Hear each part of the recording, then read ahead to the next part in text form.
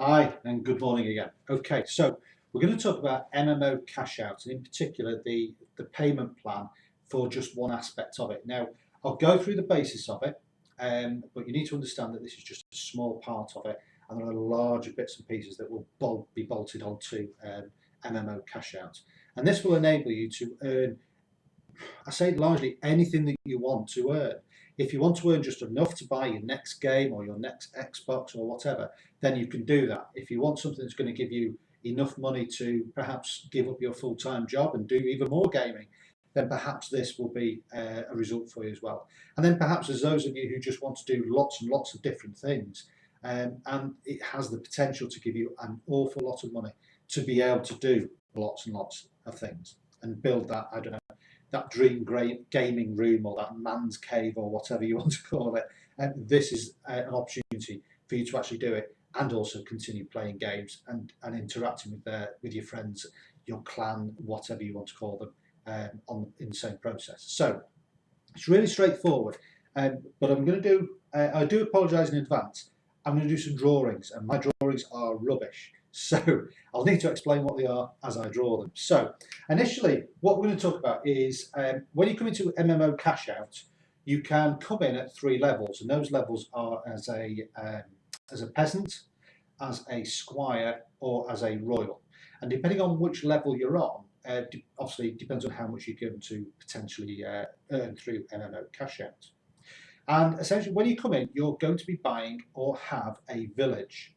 And then when you have a village, if you introduce other people, and I know that that you guys are really good at, if you like something, you share it really freely, whether it be through a blog, through YouTube, through a headset, through a game, even on the in the street or out and about, you share things with people. So if you were to share this with a few people, then the potential for you to earn even more and more and more just gets, well, ridiculous.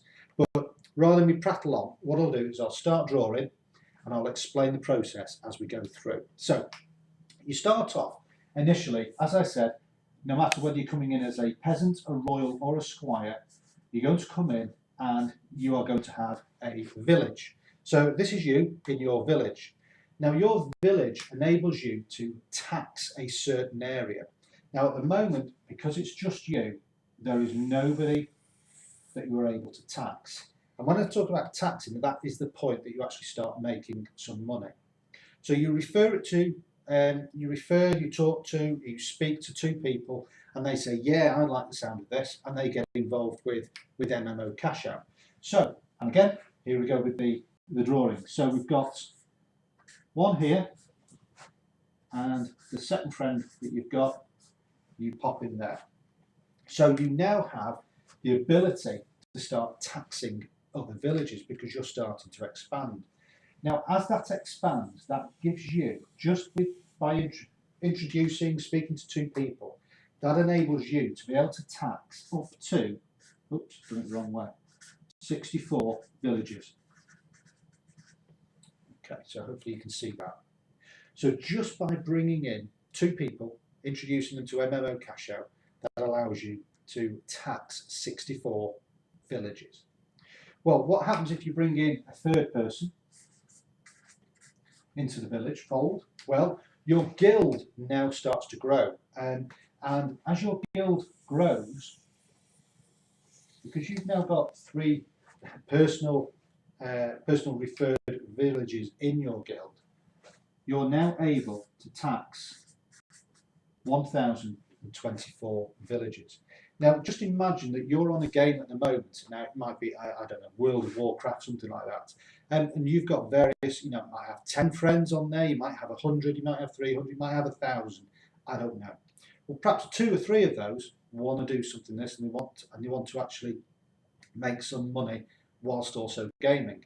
Well, they're going to really enjoy this. They're going to tell other people. They're going to tell other people. And of course, your villages and your guild just grow and grow and grow. So as you can see, just by telling 3 people, you've now got the potential of taxing over 1,000 other people or villages. However, it doesn't stop there, because if you introduced a 4th person into your guild, your taxable area now, and I'll write this slowly, is now, and I'll write it with a proper pen, is 65,500, so slowly I'm getting it wrong, 536. So you can now tax 65,000 villages within your guild. And let's say you're getting really excited, word gets out, everybody's starting to make some good money, and it just starts to go crazy. And it can go crazy. So perhaps you bring in a 5th person, a 6th person, and a 7th person. And they all start their own little villages, their own guilds, they all get excited and start to create nice regular income or taxes from the MMOCashOut pay plan. That then gives you the ability to now tax. And again, I'll write this really slowly. It gives you the ability to now tax 2,097,153 villages. Okay, so that's the potential number of villages that you could tax. But what you're probably more interested in is, okay, 2 million villages sounds a lot, but what does that actually mean as in, taxes, money in my pocket? Well, as I said to you at the beginning, there are 3 levels. You have got a peasant,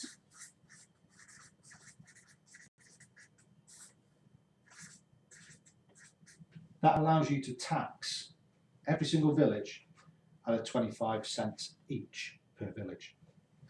You have then got a squire, which allows you to tax every single village at 35 cents each. And then you have a royal, which allows you to tax every single village at 40 cents each. Okay.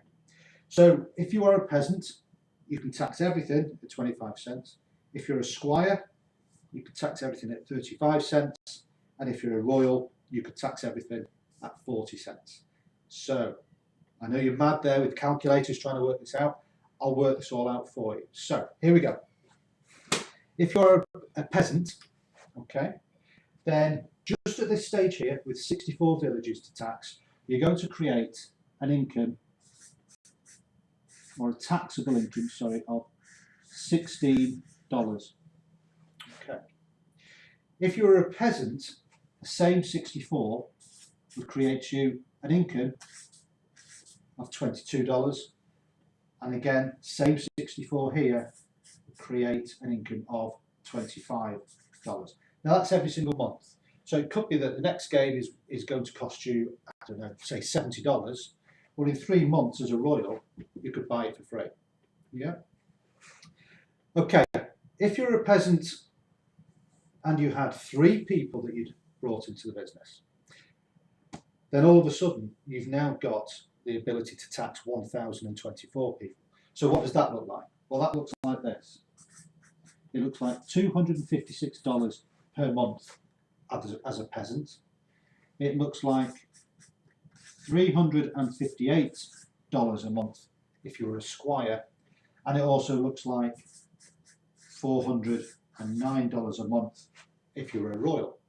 Okay, so happy with all that? That all works quite well.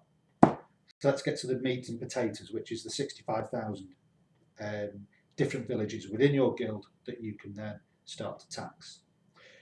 Okay, deep breath.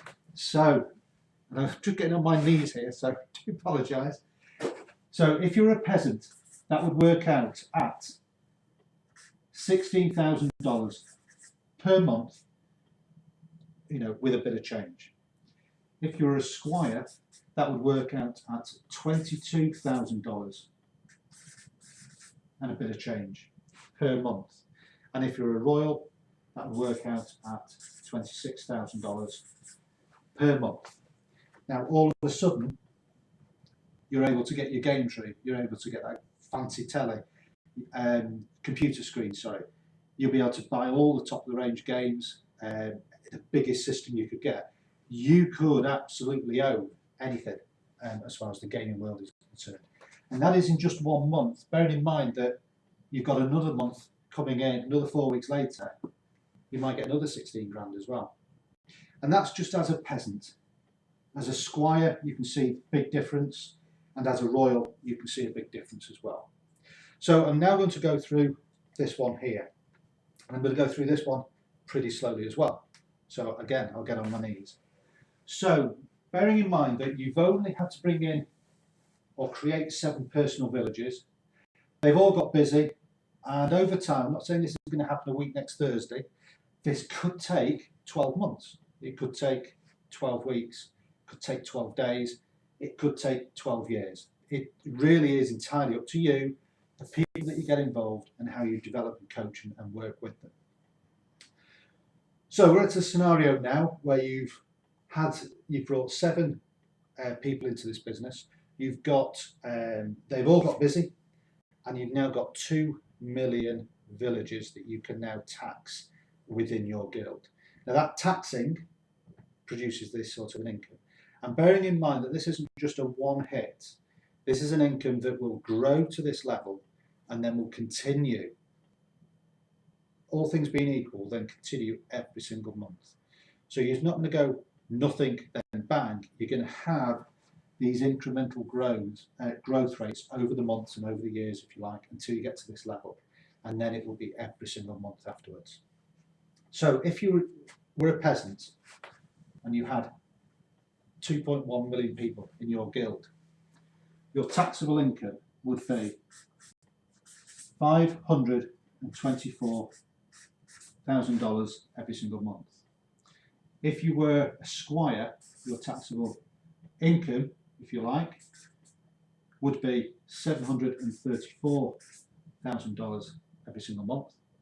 And then if you were a royal, it would be $838,000 every single month. Now, I don't know about you and your lifestyle. I only know about me and my lifestyle. And I know that this here, an extra $400 a month, that's an extra $100 a month, a week, is really going to make a difference to, I would suggest, most people's lives. The other figures, yeah, it's going to involve work, and it's going to involve effort and time and energy. Is it worth it? Hell yes. However, it's not just going to happen. It's something you're going to have to work and put some effort into. But I know that I'm speaking to guys at the moment who have got, and gals, who have got huge subscriptions to their YouTube channel, to their blogs, to their games. You know, they've got clans of 300-400 people involved in games. They've got clans of thousands of people involved in games. So these figures here are realistic and probably are more attainable in this environment, which is the gaming industry, than probably in any other industry out there at the moment today. So hopefully that has given you a bit of an explanation on how the villages create a guild and how the guild allows you to then create a taxable income, if you like, from those villages and those from within your guild. Okay, if you have any more questions, my contact details will be attached to the bottom of this video, or just simply get in touch with the person who directed you to this video, and hopefully then they'll be able to answer any questions that you might have. Take care now, and have a look to see where you want to put your village. Take care. Bye-bye.